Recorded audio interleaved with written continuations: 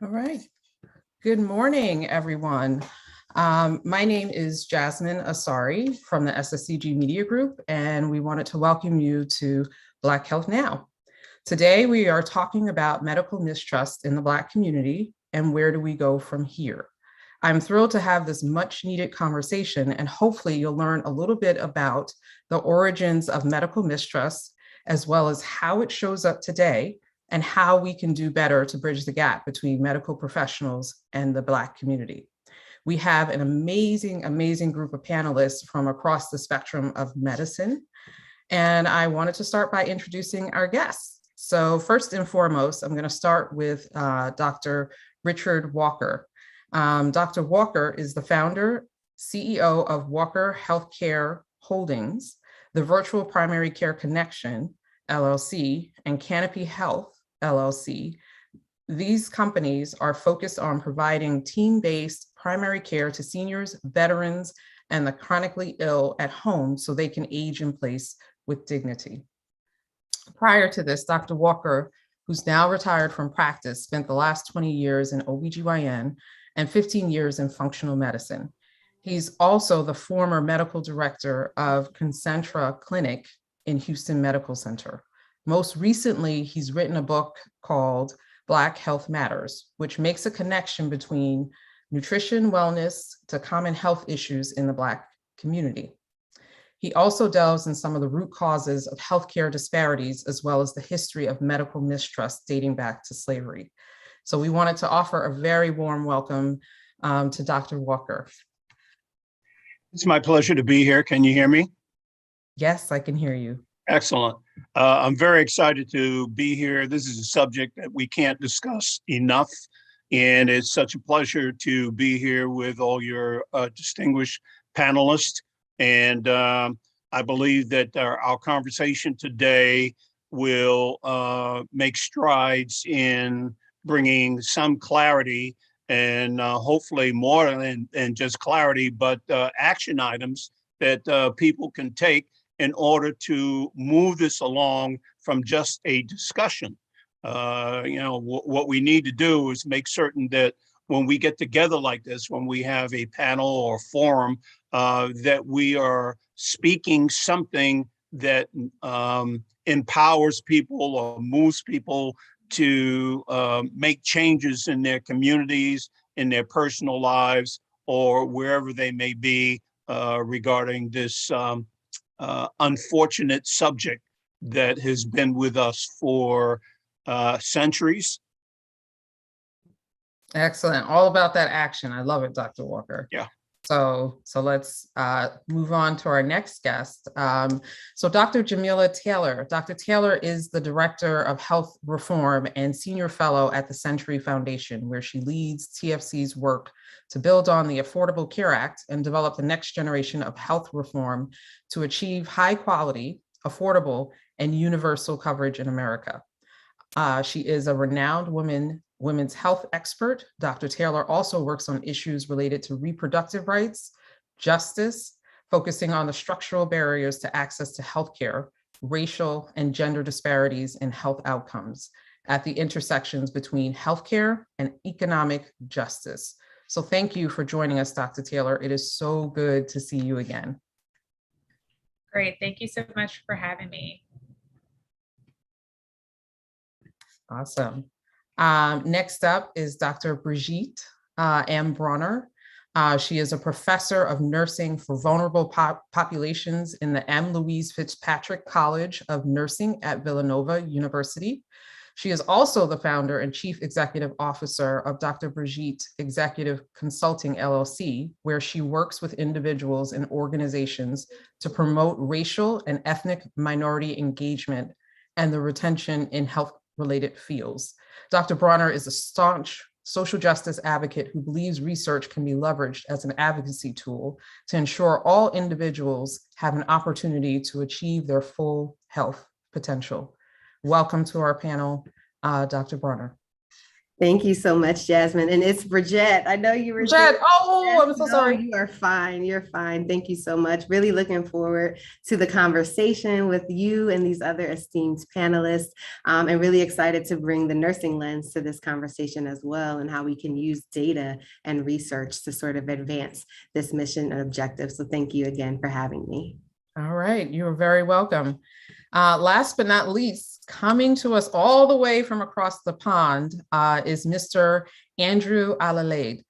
He is a consultant neurosurgeon based in Preston, United Kingdom, with subspecialty interests in skull base and cerebrovascular, see, I've been practicing that, neurosurgery, and an honorary senior clinical lecturer with the University of Central Lancashire. Andrew was one of the speakers during the Diversity in Neurosurgery session at the 2021 European Association of Neurosurgical Societies Congress, and was a guest speaker on the Royal College of Surgeons England podcast series, The Theatre, where he spoke on health inequalities and implicit bias. Thank you so much for joining us. I can't see your face, but thank you so much for having us. Yeah, thanks for that lovely introduction. Thanks for the opportunity to be here. Really good to see everybody else. And yeah, I'm looking forward to a really great session. All right. So again, I think this is going to be a really fascinating discussion because you all have dedicated your careers to addressing health disparities, inequalities, and challenging implicit bias in one form or another. But not only that, as you can see, our panelists come from a range of backgrounds. So let's dig in. So the history of medical mistrust in the Black community runs pretty deep. Many people are familiar with the infamous Tuskegee Experiment, which is a 40-year study in which Black men with syphilis were misled and not offered treatment for the disease, despite it becoming widely available during the time. And then there are also the stories of J. Marion Sims, the quote unquote father of gynecology, who used enslaved women to practice surgical experiments without anesthesia. And last but not least, Henrietta Lacks, whose cells were obtained without her consent or knowledge, and are still being used in clinical research today. So as you can see, our history is rife with instances of medical mistreatment, both on the individual and community-wide levels. Unfortunately, this has had harmful effects on how Black Americans view the healthcare system. And when you fast forward to today, we look at the impact of the COVID-19 pandemic and the tremendous impact it's had on the Black community, including higher death rates due to pre-existing diseases, socioeconomic considerations, as well as the overwhelming representation of Black people in essential worker fields like medicine, first responders, et cetera. So there still remains some hesitation when it comes to vaccines. So I'm gonna throw the first question to Dr. Walker. What else do you see as the origins of mistrust in the Black community?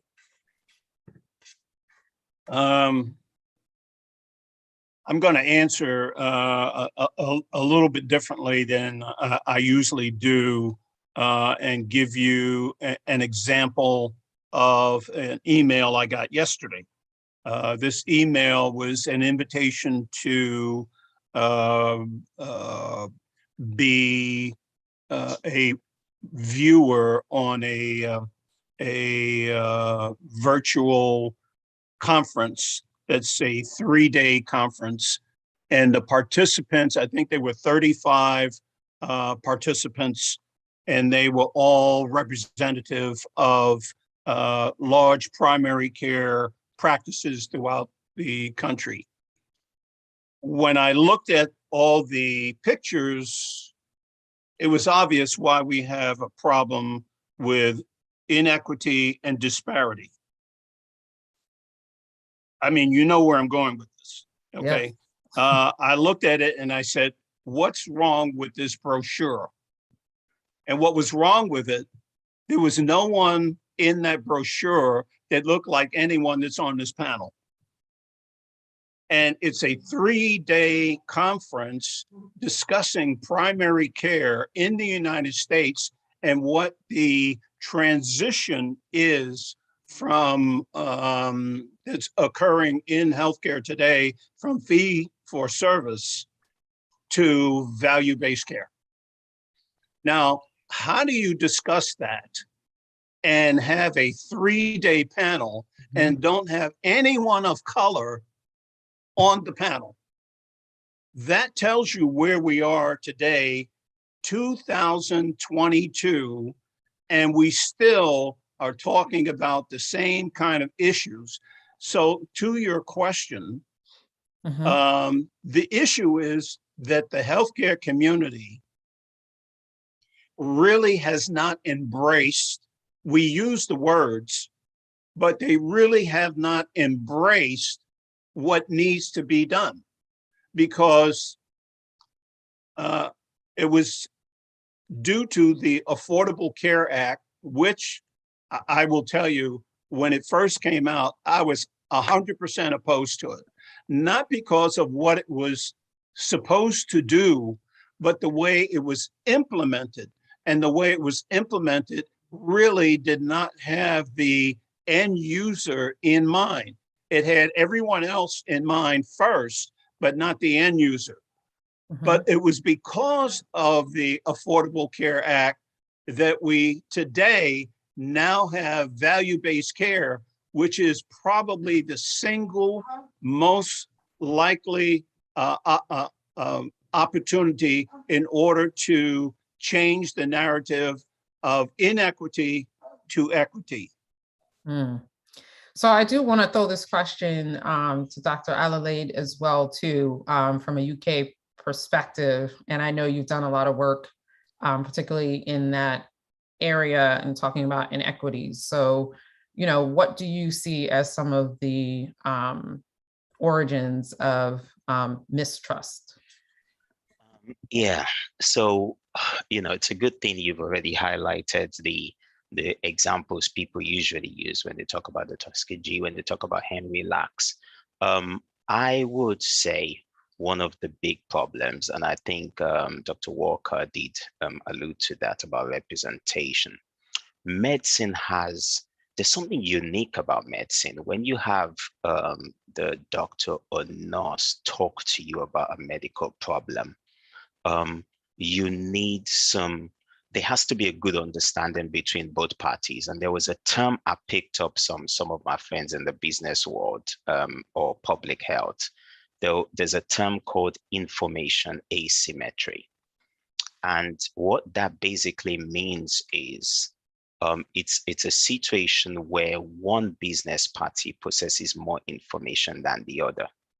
And I think historically, doctors, nurses have done it in such a way where you possess the medical information and you're discussing with your patients, but then you don't really provide a holistic 100% view. So basically what I'm saying is you're making the decision for the patient. Now, if there is,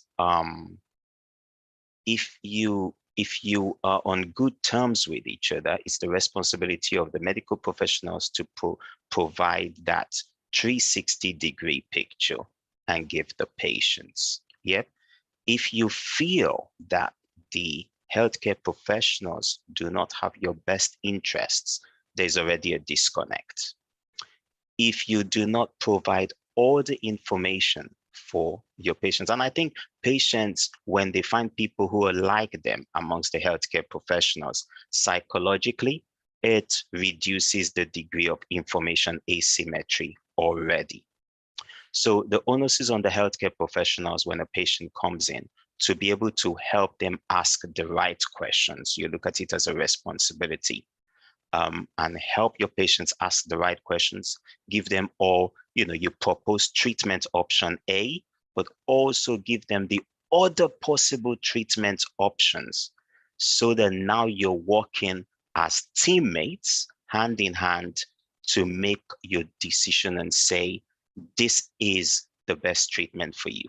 And many times what health professionals, the mistake they make is sometimes we think that the decisions we're making are the best for our patients. but that's because you've not given them the full information.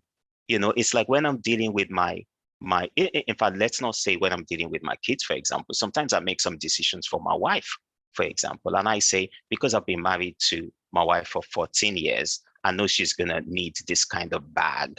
I know she wants this kind of shoes. But sometimes I buy it, I take it home, and she's like, come on, Andrew, we've been married for 14 years. You should know better. You know, it's exactly the same way with patients.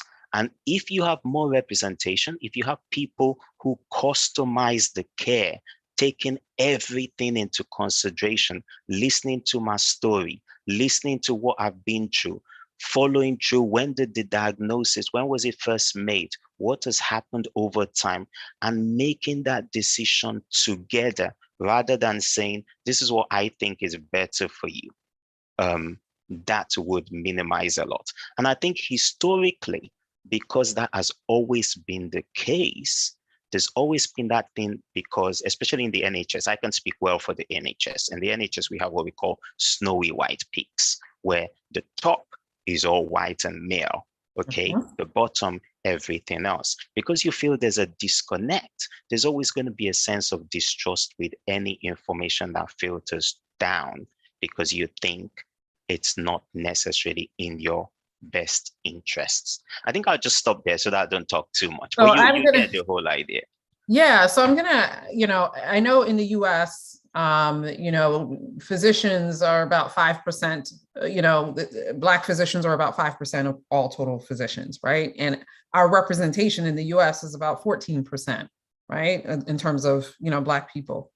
So I guess a follow-up question to that would be, what can be done about that? I know we talked about representation, but I think, in our discussion, we talked a little bit about representation in medical school, in, certain areas and specialties where it's needed. So I'm just curious to get your perspective on that in the how, right? Going back to what Dr. Walker was saying, we're talking about solutions here, right? And so what can we do? And then once you're finished, I'll pass it over to Dr. Taylor, because I see her nodding.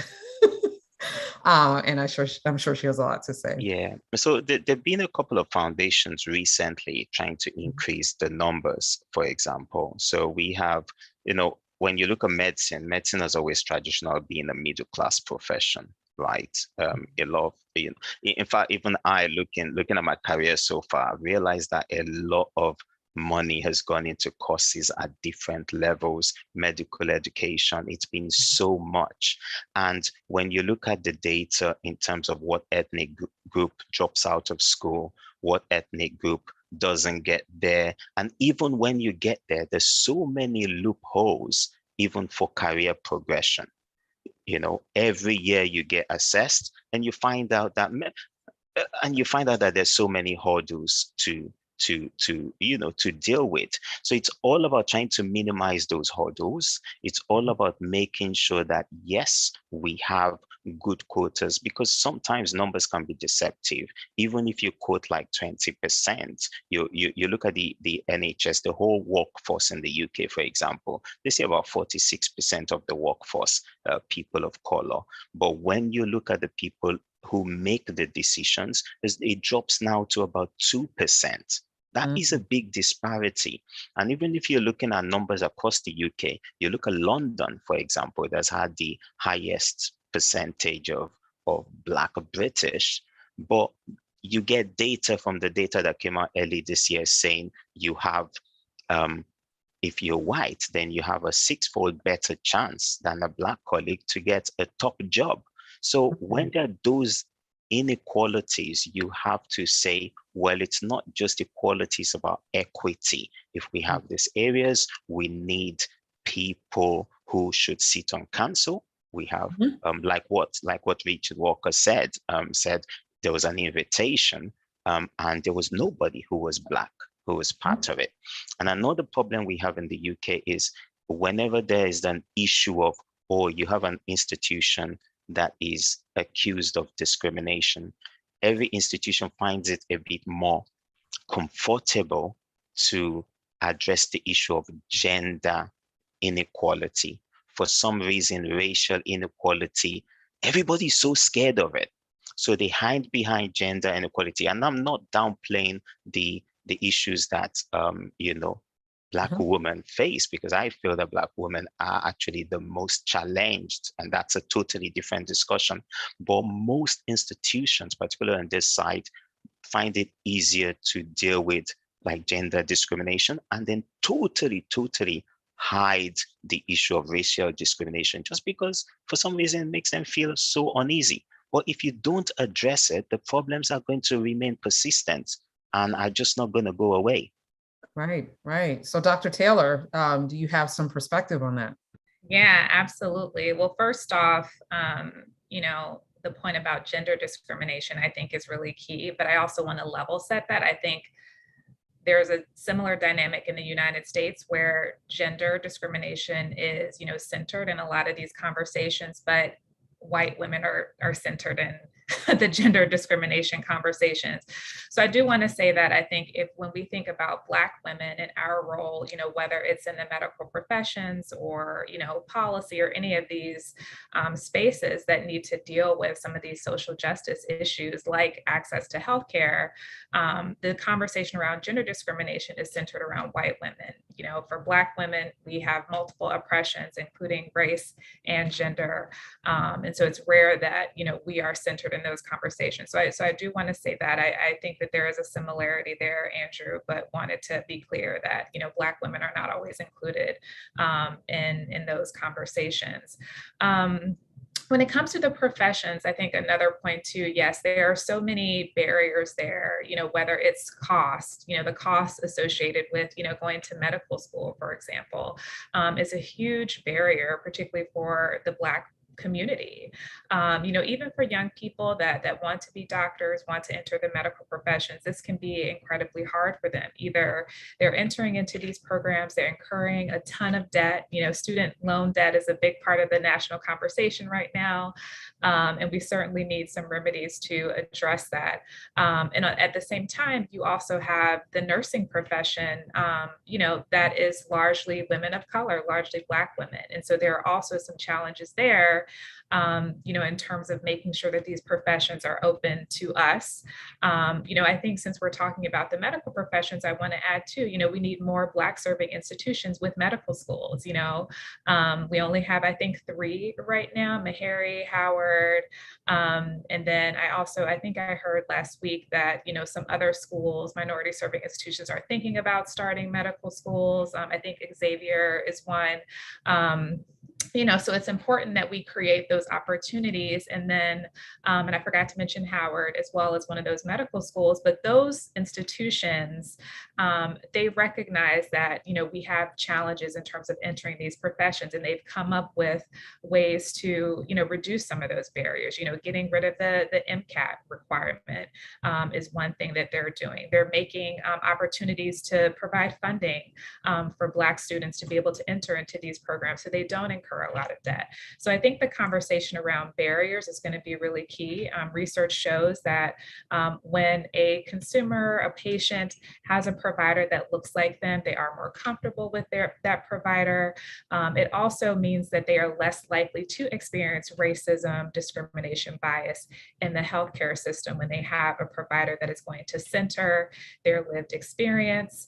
So I think all of that is key. And then I do want to make one more point about the mistrust conversation. I was sort of itching in my chair to sort of get a word in, and it looks like Bridget does as well. But I don't know one Black person in my life that doesn't have a story of an auntie, cousin, sister, grandma, grandpa who has experienced racism in the healthcare system, who was not listened to when they expressed pain or discomfort, whose healthcare challenges weren't, discounted in those experiences. And so because that's a part of our history, unfortunately, right? And so the cycle is going to continue. That generational trauma is going to continue if we don't have real, meaningful solutions to root out racism in the healthcare system. And I think what Andrew said about the power imbalances between a provider and patient is one aspect of that. And then we also need to make sure that providers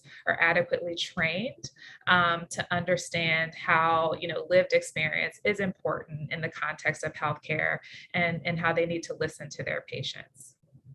Yeah, thank you for that. I also want to add, I think cultural considerations, also come in as well too, like who's the caregiver, who is responsible for that particular patient. It's just really looking at, how people receive information. And I'm back to, Mr. Andrew, it really, makes a difference when you have that similar sort of connection. I do want to go over to Brigitte and get your perspective, because I see you're kind of nodding and chomping at the bit a little bit. So. Yes, absolutely. And so two things. One, tagging on with the medical mistrust conversation, I think it's so important that we acknowledge that this isn't only something that happened historically, right? So sometimes, and it doesn't undermine or take away from things like the Tuskegee Experiment, like the Holmesburg Prison Project, right? Like we have these eras in history where these atrocities occurred, but they are still happening modern day. There are things that are being done to Black patients in 2022 that further feed either generational trauma that already existed or, attitudes and beliefs that people had toward the healthcare system. And some of what we've seen in the research studies that we've done are either providers making assumptions about their patients. So assumptions about what they eat, what they drink, whether or not they exercise because of the color of their skin, because of the neighborhood that they come from, right? And when those things happen, it sets up a patient-provider dynamic where now I can't trust you. Or, I don't believe in you to have my best decision at heart. Or, we had some focus group data where people were talking about medications that they would be put on because their provider assumed that they wouldn't be compliant, right? That they wouldn't adhere, or that they couldn't afford the medication. If they had a question about why one, medicine was being chosen over another one, and then the provider would just say, oh, well, if you can't afford it, we'll do this. And it wasn't, every Black person is not poor. Every Black person is not struggling financially. And so I think, as Dr. Taylor was saying, making sure that we continue to push back and challenge the systems and individuals that are perpetuating racism, and acknowledging that it's not just happening at the individual level, right? It's not just what I as an individual might do, but there are systems and structures in place that were established centuries ago that now privilege and benefit, some populations over others. So I wanted to say that for one. And then two, in the conversation around,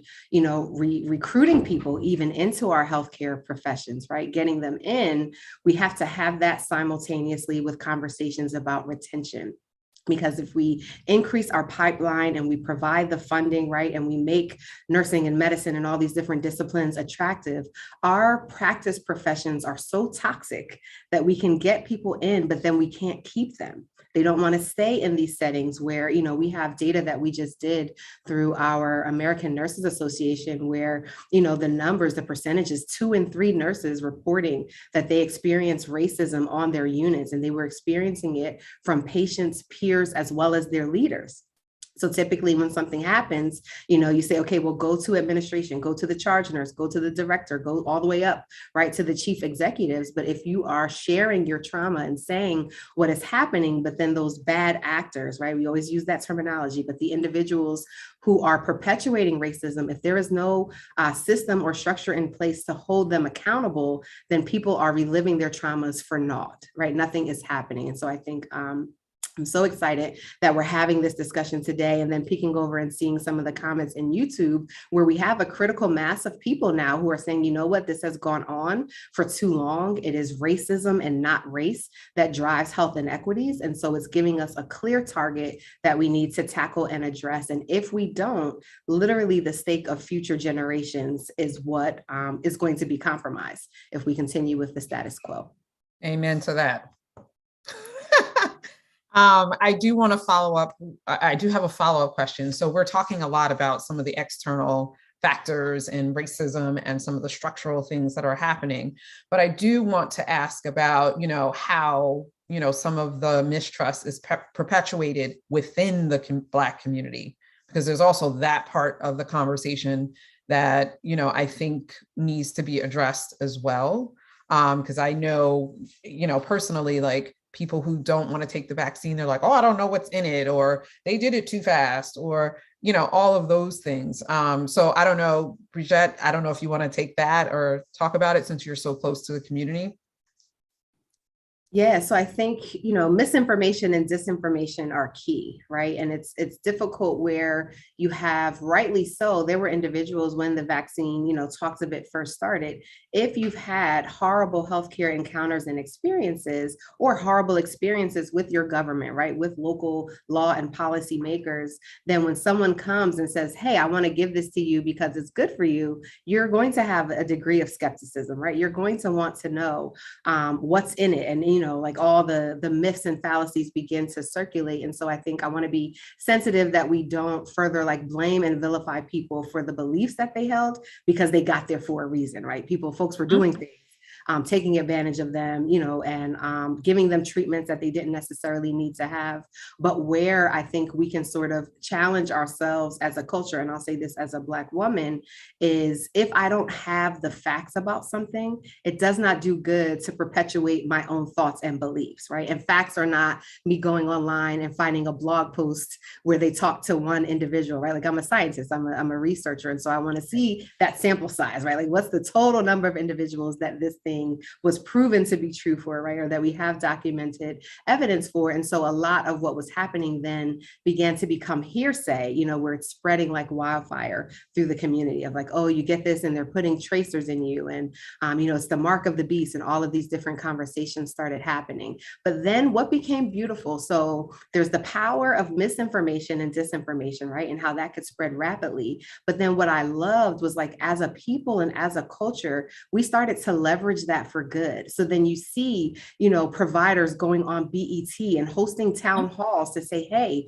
this is the truth of what's going on with the vaccine, right? This is the truth of what's happening with this pandemic. I'm in the Philadelphia area, so thinking about the Black Doctors COVID-19 Consortium and what Dr. Stanford was able to do with that, right? Like getting the vaccine out to people who may not have gone to a healthcare provider for whatever different reasons, so that the vaccine, would be acceptable and there was equity there. And so I think as much as there are, negative thoughts and beliefs that are circulating around, we can leverage those same channels, including the media, for good to get actual information out there. And what I loved about how the narrative was being presented, I can't tell you to get vaccinated. I want you to get vaccinated, right?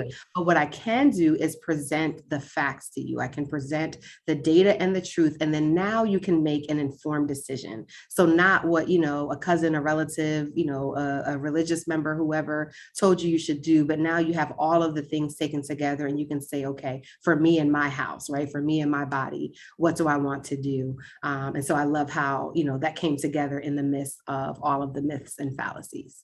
Yeah. So, Andrew, I saw you nodding, so I'm just going to pick on you a little bit as Brigitte was speaking. So, do you have a perspective on how, some of the mistrust may be perpetuated within the Black community?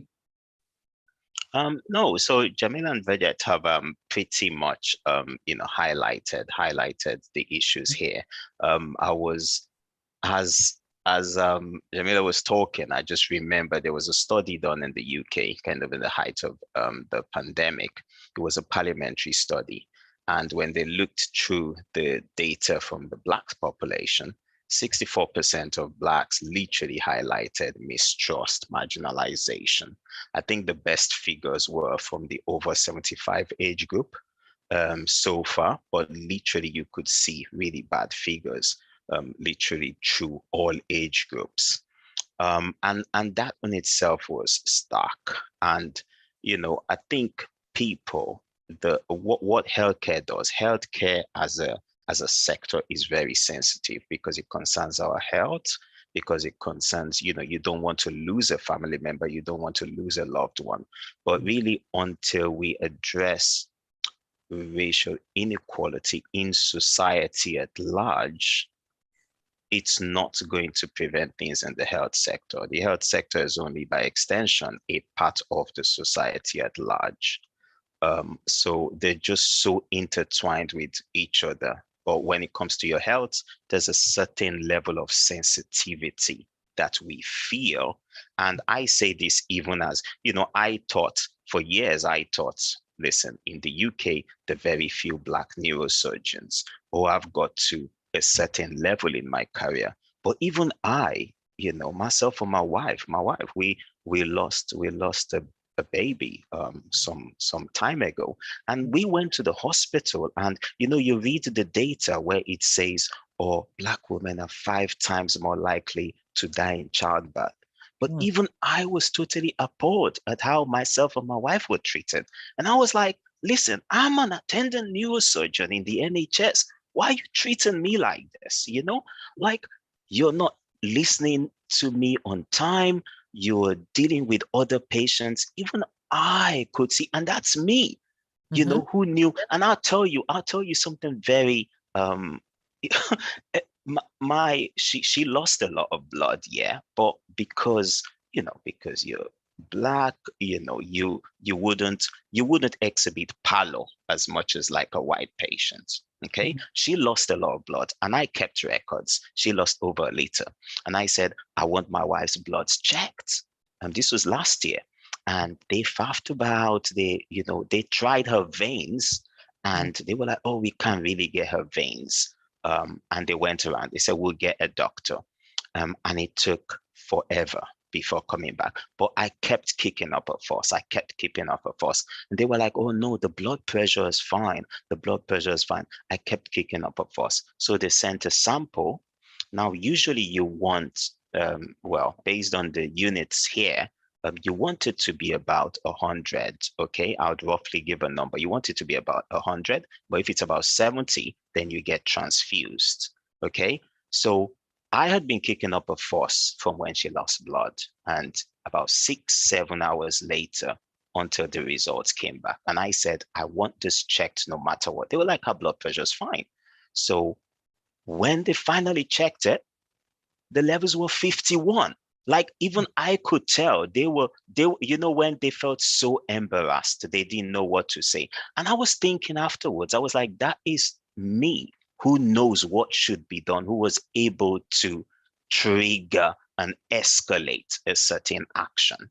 So, and since I think that just brings it to light, because you had so many people, and when you say it's been drummed in over the years, it's like what Jamila said, where everybody has a story. And as she was saying it, I was smiling. I was like, yeah, I surely do have a story, even though I work in the system, and that's why, when I have Black patients who come in, I try to pay extra attention, because for years, everybody, it's a systems one, a psychological thing, where people have just had it where, no, don't listen, don't do this, it's not that serious.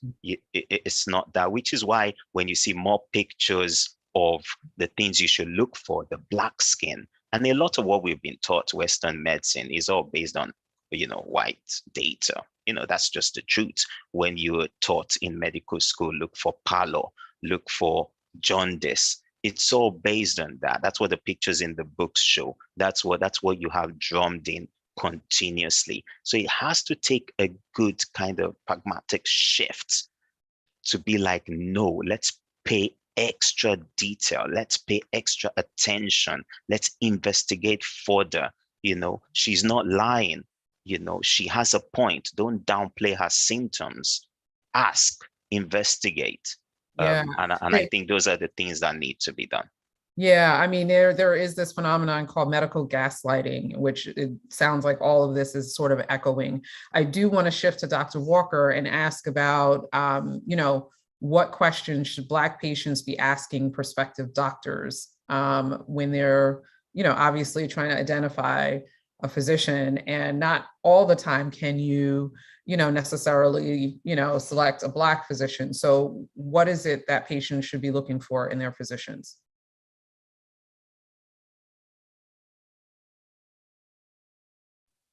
You're muted, Richard. You're muted. I hate when that happens. There are so many things that I wanted to touch on with all the comments that everyone is speaking about.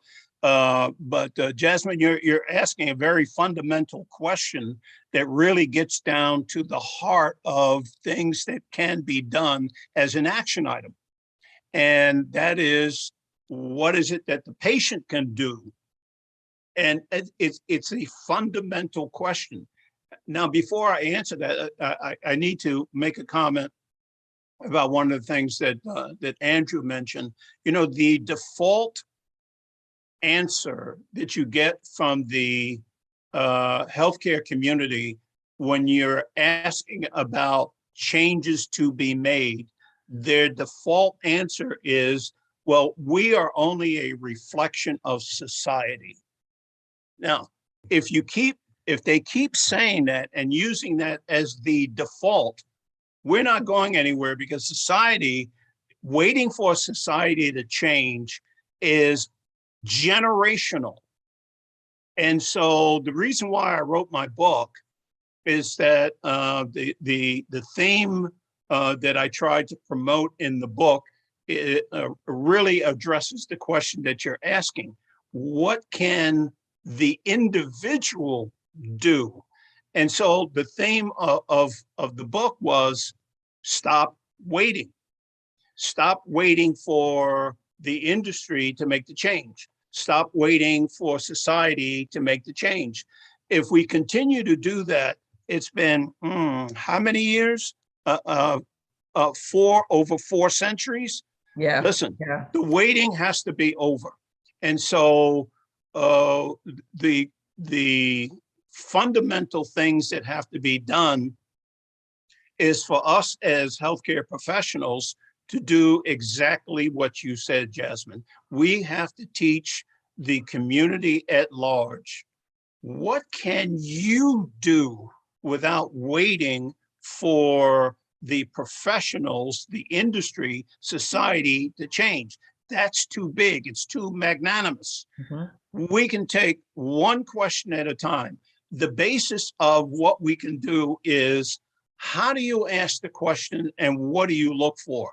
First of all, what I would say is, do you think that the provider is listening to you when you go for your evaluation?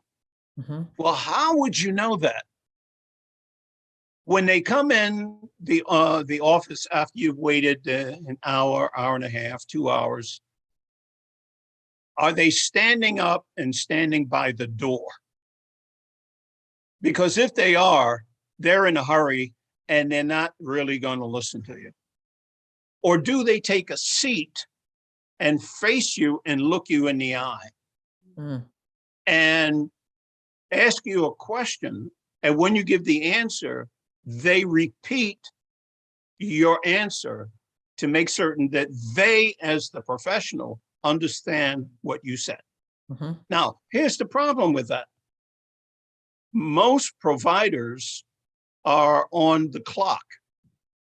If they are part of a organization, an HMO, an ACO, or some kind other form of the alphabet soup of healthcare, they've got X number of patients to see during the course of the day to achieve the productivity in numbers, which is one of the reasons why I am so glad. And I started out by saying, you know, I was not in favor of the Affordable Care Act, but then it was the way it was designed. But what they put into it was to make that transition from fee for service to value-based care. Now, when you start talking about value-based care, now we have the opportunity to see that maybe what we're looking at is that it's not a rush to get through the numbers of patients, but let me take time with one patient to make certain that I give that patient the value that they need so I can keep you well. You know, in medical school, you're taught about disease management. In functional medicine, you're taught about wellness management. And our population has to understand that the management of wellness depends upon me, not me as Richard Walker, but me as the patient. Right. I have to assume a large part of the responsibility that I need to make certain that I'm doing all I can in order to make certain that my wellness is front and center. And then when I take that to the professional, I have to make certain that that is the professional that I feel I can trust. Trust is the secret sauce of all of healthcare.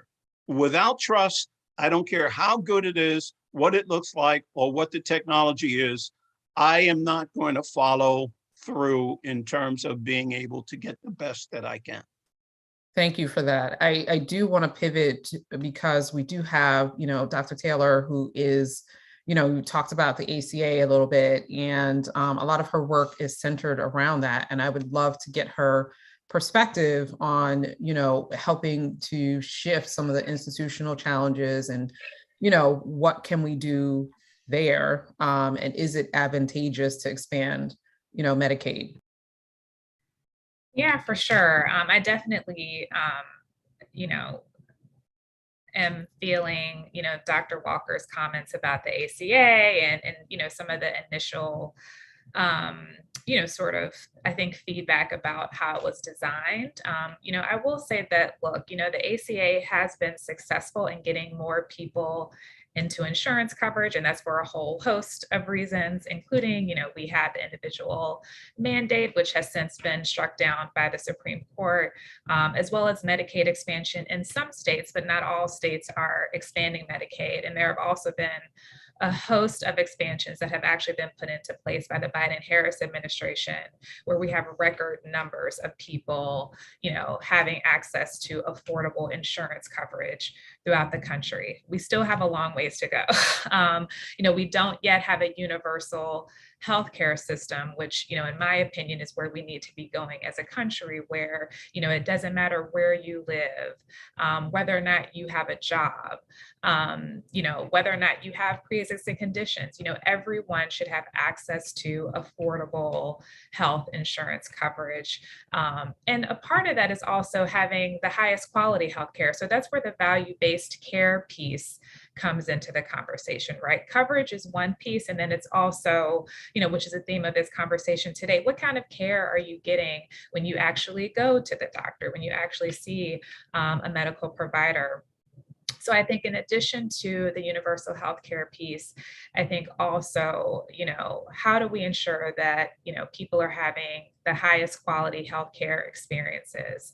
That means that we do have to deal with these challenges around racism and implicit bias in the healthcare system. Are we training providers? And look, I recognize that you can't train racism out of people, but I do think that it's important to build trainings in a way where it's important for providers to know, like, what does patient-centered care look like? What does it look like to treat a patient with compassion? How do you root out those implicit biases that we all have, to be quite honest? How are we able to serve these communities without letting those impact the quality of care that we're providing to people? So I think those are two key pieces. And then I'll also say too, look, I think because we're sort of we're still in the midst of a pandemic.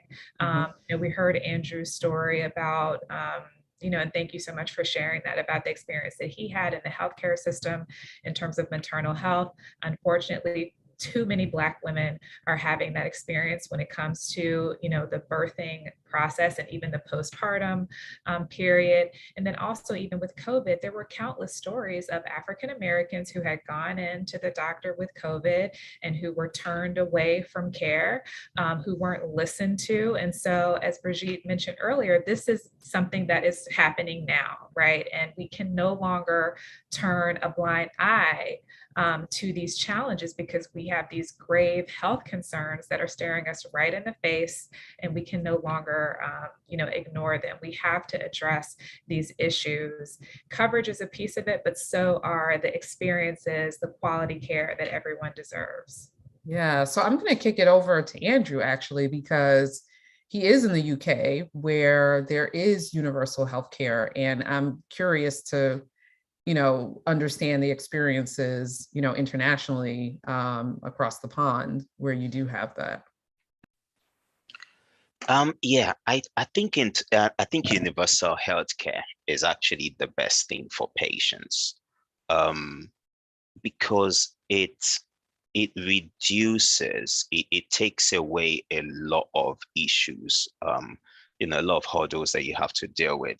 And this is literally from working in pretty much 4 continents now. I did spend some time in New York. And I'll tell you what, and I think Atlanta as well, actually. And one of the things that I picked up during the clinic consultations was you could literally see patients coming in and thinking of the effect on their health insurance. You could think of patients looking at the financial implications. Healthcare is expensive. And when you spend a lot of time dwelling on the financial implications or financial consequences, then it affects the decision making.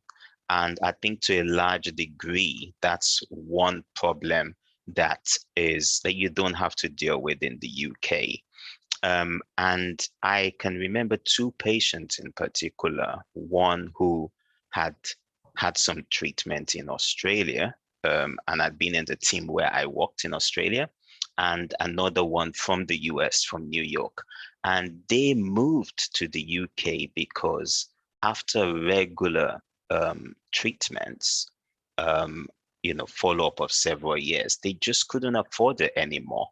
There was just a bit of a, there were just implications. In fact, one of them said, "Oh, I've gone bankrupt, I can't do blah, blah, blah."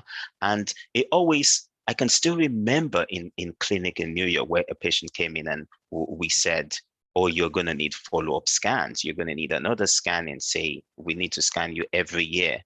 And he was like, can you make it? Can you make this scan? Can you just arrange it to be in 5 years? Just one scan, make it 5 years, which to me was a big surprise, because in the UK, your patients are not going to leave until you book a scan. They just want to have a scan. They're like, "No, I'm not leaving until I get a scan." And that to me was a bit of a culture shock, was not something I was used to.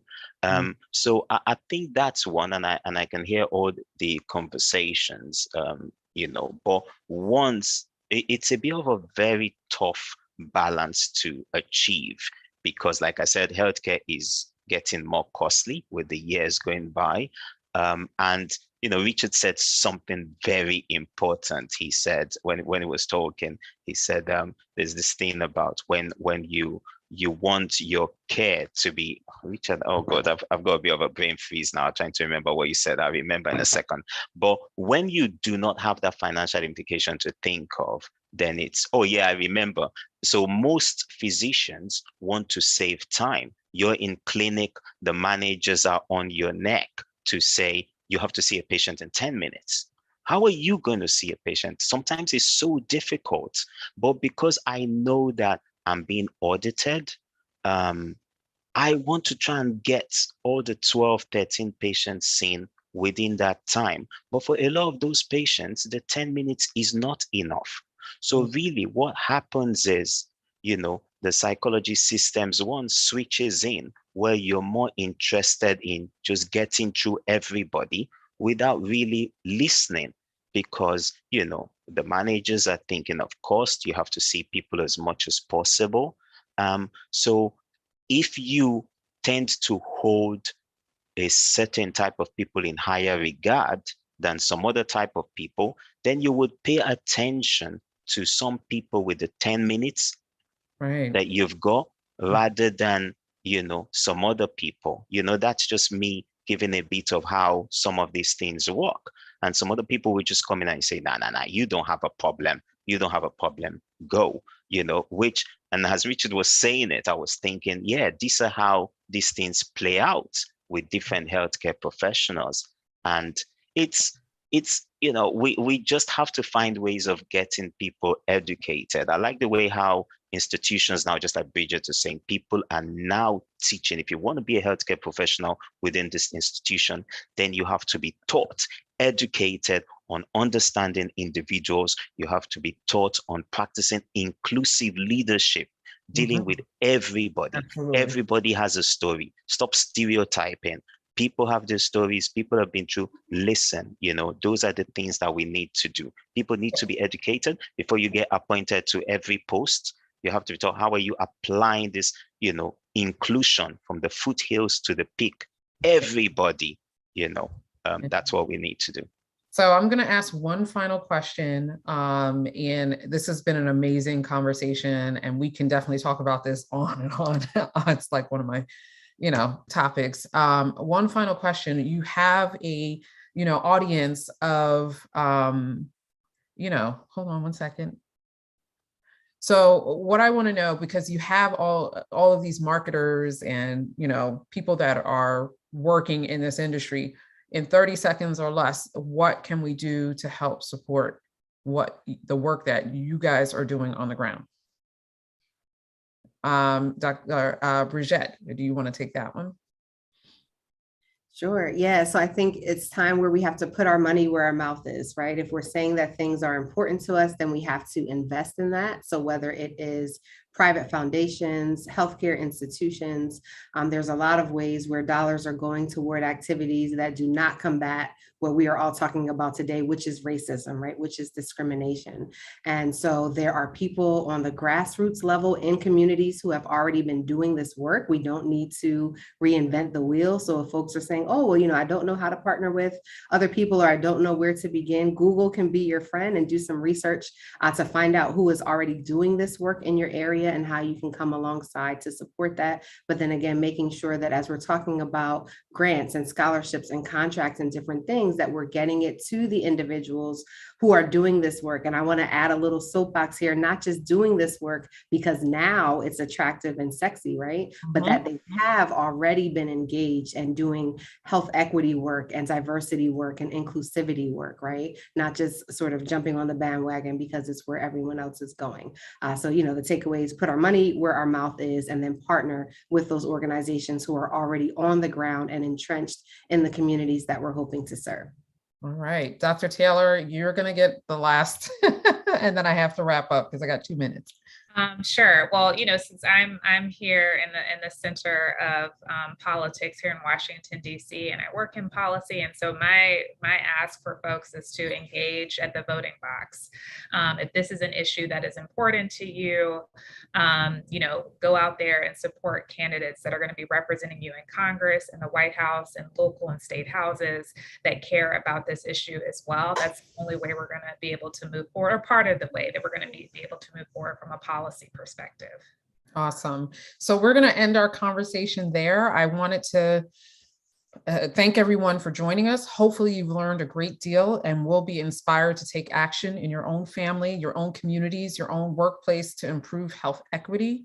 I wanted to give a quick shout out to the creators of Black Health Now for the incredible groundwork that they've laid, and all of the contributors to today's discussion. There are a lot of people that were working behind the scenes. So special shout out to HCG, to CDM New York, to DDB Health, and of course, TBWA World Health. We'd like to ask everyone to join us for our next Black Health Now event on May 10th at 11 a.m. The topic is a pragmatic view of health disparities and inequities among the Black community. That will be hosted by HCG, and my name is Jasmine Asari. Thank you all to the doctors that have joined us today, nurses that have joined us today, the people across the pond that have joined us today. This was an incredible conversation, and I wish everyone the best for the rest of the day, and we'll see you next month. All right, take care.